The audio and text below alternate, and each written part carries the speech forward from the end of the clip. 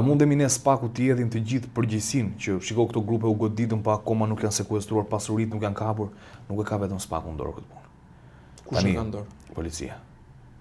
SPAK-u zotërit të dha provat që këta janë të implikuar në ngjarje të rënda kriminale, janë drejtues bandash organizatash kriminale, tani vendos strukturat e tjera në lëvizje, do të gjithë shërbimet çfarë ke lizbatuese dhe shko kapi këta persona. Fakti që nuk janë në pranga apo nuk janë në qelis sot, tregon që SPAK është tralltuar nga politika apo nga institucionet në varësi të shtetit shqiptar?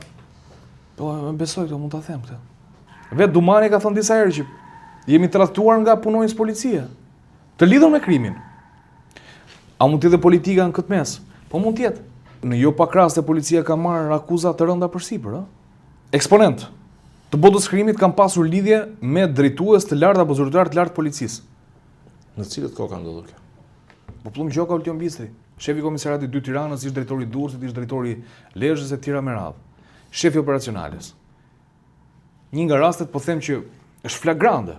Vetë Altin Dumani ka thënë që her pas here kanë pasur frikë të bashkëpunojnë me policinë e shtetit për shkak të frikës dhe konspirimit të operacionit.